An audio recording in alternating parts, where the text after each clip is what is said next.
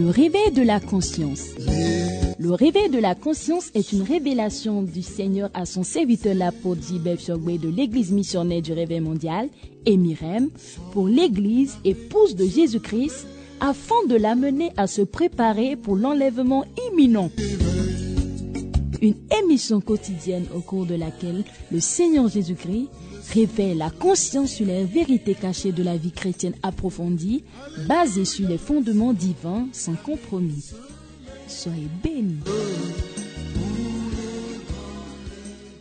Eh bien, nous voulons dire merci à celui qui vit à jamais, le Seigneur de la vie, le Seigneur de la parole. Merci pour tout ce que tu fais pour nous. Merci, nous sommes là pour ta parole. Viens avec nous au nom de Jésus-Christ. Amen. Aujourd'hui, nous allons continuer avec le 36e numéro de votre émission préférée, le réveil de la conscience. Aujourd'hui, je veux que nous voyons un peu sur un sujet très important, le jeûne biblique. Le jeûne biblique, jeûner. Vous savez, aujourd'hui, le jeûne n'existe plus dans le langage des chrétiens. Le jeûne, alors que c'est le moyen par lequel vous pouvez être un chrétien efficace. Cette force que Dieu nous a donnée. Vous savez, notre chair ne peut pas céder à l'Esprit de Dieu lorsque nous n'utilisons pas le jeûne. Le jeûne permet d'affaiblir le corps pour permettre à l'Esprit de Dieu d'opérer facilement dans notre esprit pour la gloire de Dieu. Mais je pense qu'aujourd'hui, le jeûne est classé au calendrier grec. Ça n'existe plus. Et ceux qui essayent de le faire, c'est entre 10h ou bien midi à 14h. D'autres, c'est juste une formalité où on commence le jeûne avec quelques ingrédients, des oranges, et on essaie, nous appelons ça la diète de l'église orthodoxe et qui se pratique aujourd'hui. Mais le jeûne même là n'existe plus aujourd'hui. Mais alors que la Bible conseille de jeûner, chrétien, si tu ne jeûnes pas, tu n'auras pas la puissance. Tu ne seras pas puissant. La puissance est dans la parole, la puissance est dans les Écritures. Mais il faut travailler pour pouvoir gagner cette puissance. Il faut payer un prix pour rentrer dans cette puissance. Donc, nous allons voir la nécessité de jeûner aujourd'hui. Et nous allons continuer par développer les sous-thèmes de cette thématique très importante pour que vous puissiez saisir cette âme-là que vous avez mise de côté et qui fait que Satan est en train de vous malmener. Vous savez, même dans le monde, il y a le jeûne. Les mamies jeûnent, ceux qui sont pour Mami Watan, ils jeûnent. Il y a dans certains couvents où tous les vendredis, on ne mange pas. Il y a d'autres, c'est les dimanches, ils ne mangent pas. Et c'est érigé comme ça. Vous êtes adepte, vous êtes proche du féticheur ou bien du marabout. C'est comme ça, vous savez que quand vous venez là-bas, vous n'allez pas manger. Mais aujourd'hui, les chrétiens ont mis ça de côté. Et comment est-ce que vous serez puissant? Comment est-ce que vous allez vaincre le péché? Et Paul dit, je traite durement mon corps. Vous voyez, non? Dans 1 Corinthiens, le chapitre 9, verset 27, il dit, je traite durement mon corps et je le tiens assujetti. Vous devez faire des privations. Le jeûne de la nourriture où vous ne mangez pas pour une période donnée. Le jeûne de la nourriture et de l'eau où vous ne prenez ni l'eau ni la nourriture pour une période donnée. Le jeûne, même le jeûne du plaisir, le jeûne, vous êtes marié, vous devez abandonner le jeûne pour un temps, les rapports sexuels pour un temps. Le jeûne où c'est-à-dire une privation pour quelque chose. Vous devez discipliner vos goûts. Et le jeûne est un instrument pour nous aider dans ça. Vous devez discipliner vos goûts. vos goûts disciplinés, vos désirs disciplinés, vos passions. Vous devez discipliner les désirs de la chair et c'est le jeûne qui le fait. Un chrétien qui veut vivre dans le réveil tous les jours, chaque semaine, doit apprendre à jeûner au moins 1, 2 ou 3 fois par semaine. C'est très important. Une vie dans laquelle on ne lit plus le jeûne ne peut pas prospérer.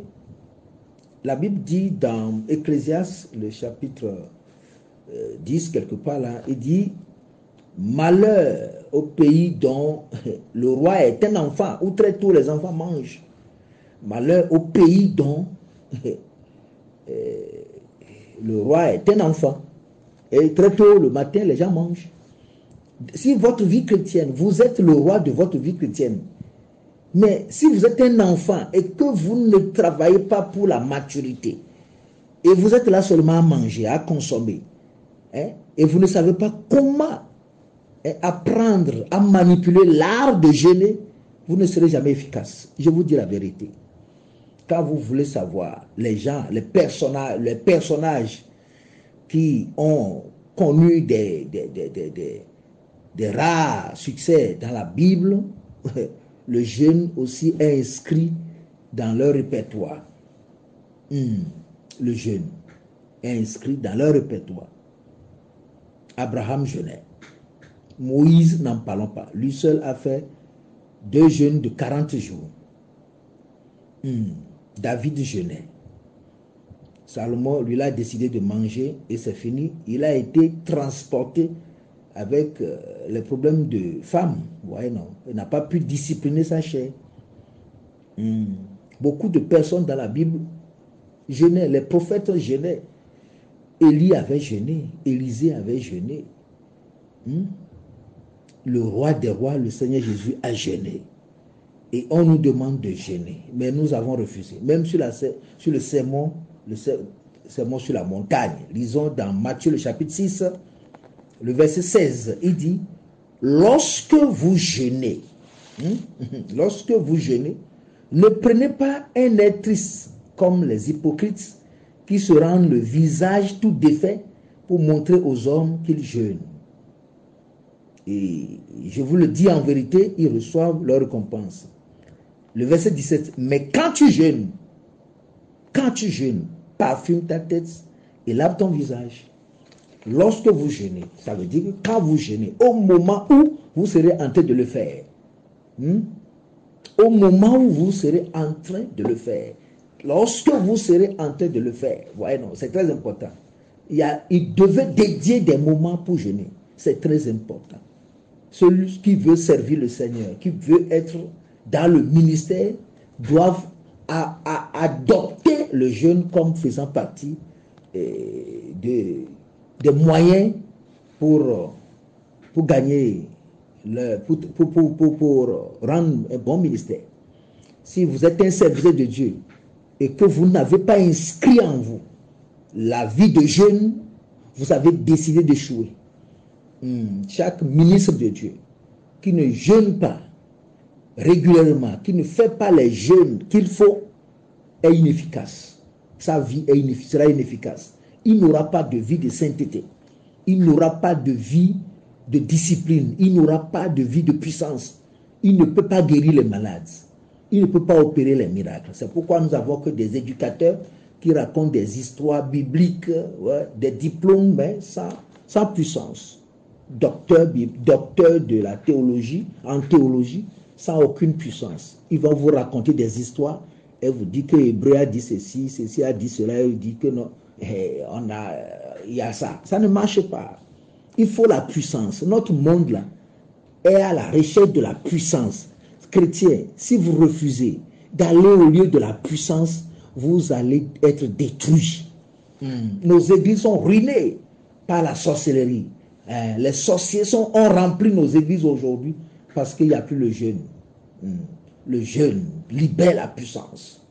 Libérer la puissance pour chasser les démons, pour opérer les miracles. Vous avez besoin de discipliner, de commencer la vie du jeûne. Le jeûne est très important. Et il y a plusieurs catégories de jeûne. Il y a le jeûne partiel, et vous commencez le matin, vous finissez le soir. Ce que les gens faisaient dans l'Ancien Testament, ils prenaient le sac et la cendre, et puis ils pleuraient toute la journée, et puis le soir, ils prenaient quelque chose.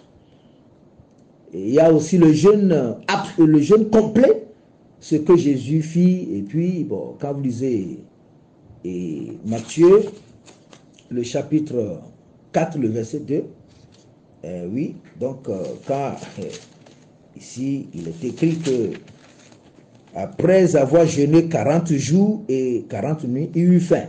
Ça veut dire qu'il prenait de l'eau et puis à la fin, il eut faim. Ouais, non. Donc ça c'est le jeûne complet. Le jeûne complet. Ça veut dire que vous prenez de l'eau. Il y a aussi le jeûne absolu où vous ne mangez rien, vous ne buvez rien. C'est ça qu'on appelle la privation absolue. Il y a la privation partielle, il y a la privation complète. Voilà le jeûne.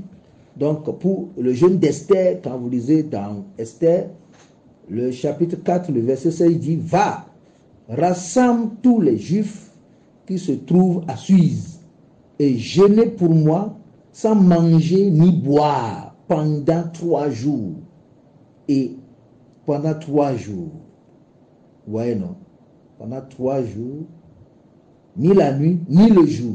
Moi aussi, je jeûnerai de même avec mes serviteurs. Puis j'entrerai chez le roi, malgré la loi. Et si je dois périr, je périrai.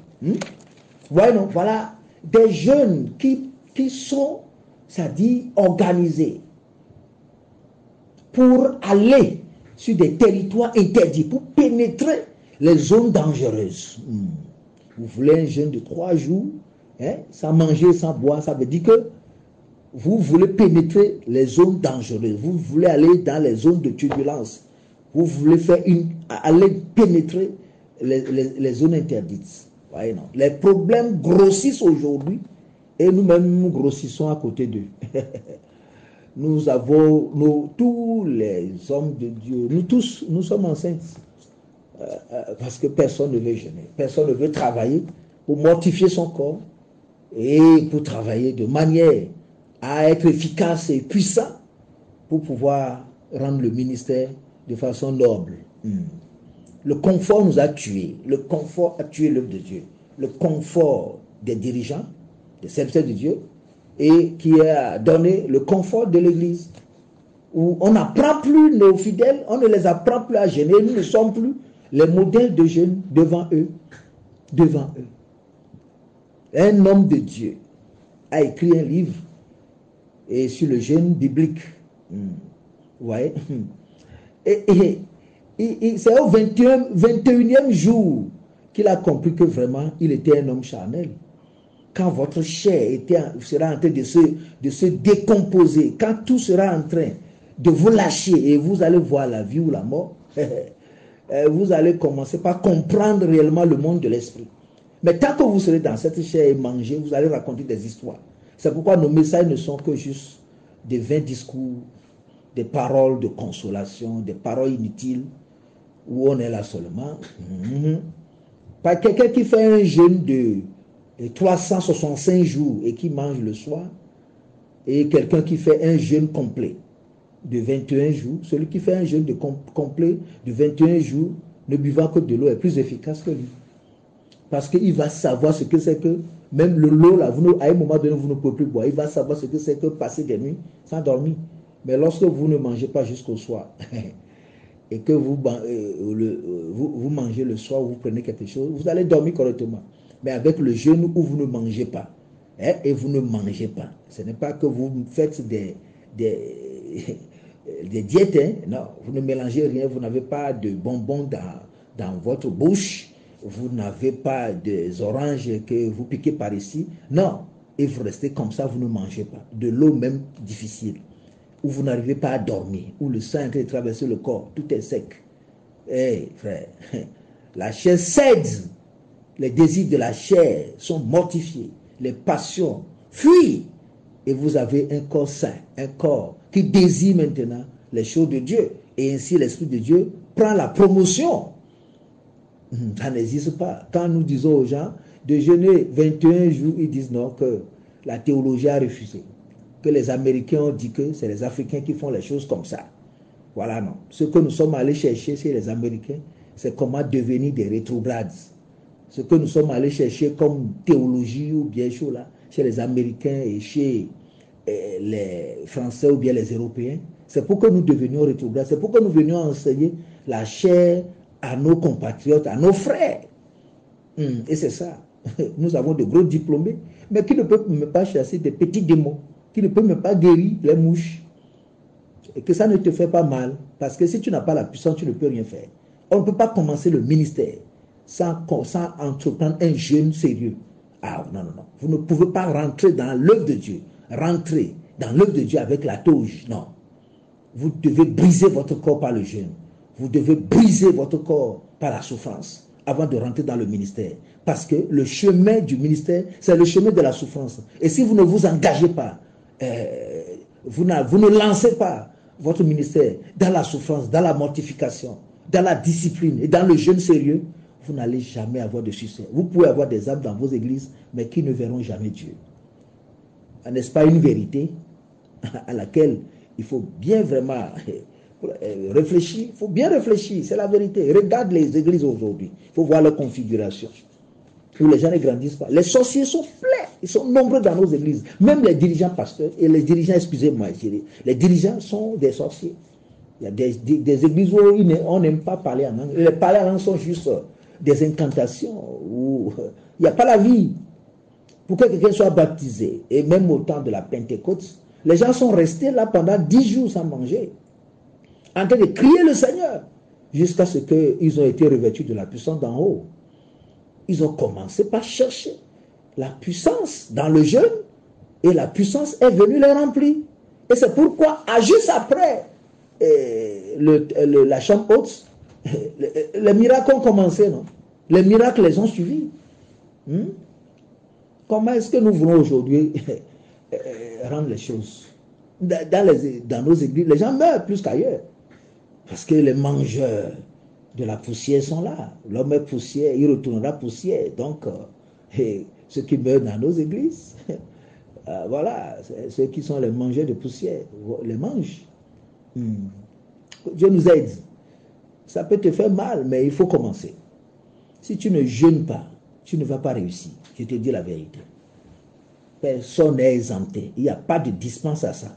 Tout le monde doit jeûner. Et grandir dans le jeûne. Commencez par un jeûne complet de 3 jours. Tu vas jusqu'à 7 jours, et 14 jours, 21 jours,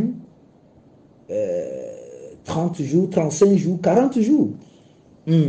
C'est ça. Celui qui fait plusieurs jeûnes de 3 jours, c'est comme quelqu'un qui a la chasse des rapamis. Un jeûne de 7 jours, vous pouvez trouver un jaguar pour vous, bien. Ouais. Et un jeûne de 14 jours, bon, vous pouvez tirer sur un tigre. Un jeûne de 21 jours, bon, vous pouvez trouver un léopard. Un jeûne de 35 jours, vous pouvez voir un ours. Mais les jeûnes de 40 jours sont pour les lions.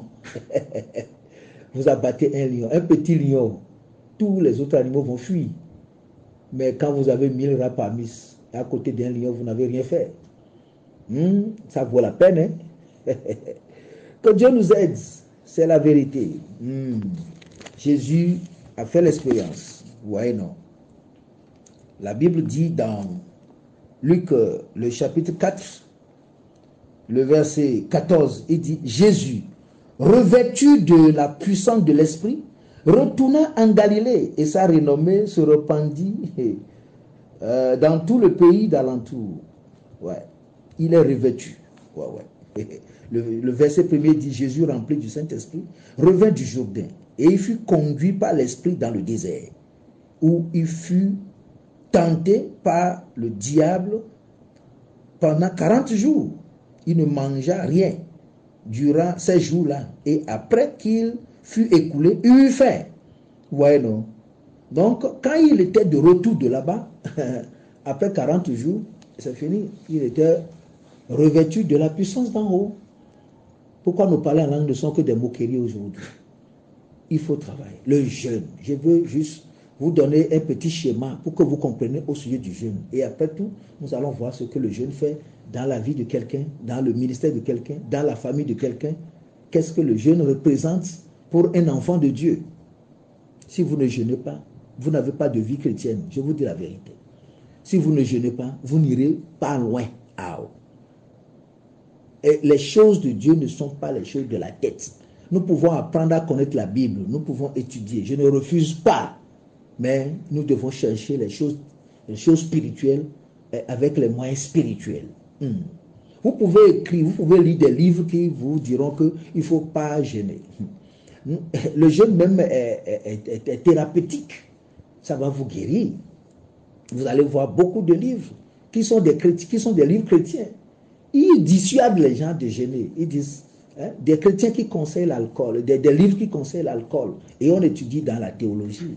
Moi, j'avais étudié quelque part la théologie et puis je devais soutenir dans l'herméneutique et le thème parce que j'étais en train de discuter avec eux sur on ne devait pas, sur comment que le chrétien ou bien sa chrétienne ne devait pas prendre l'alcool. Il dit non, qu'on doit l'avoir, les grands vont venir. Et bon, tous ceux qui nous enseignaient ces choses étaient des spécialistes des liqueurs.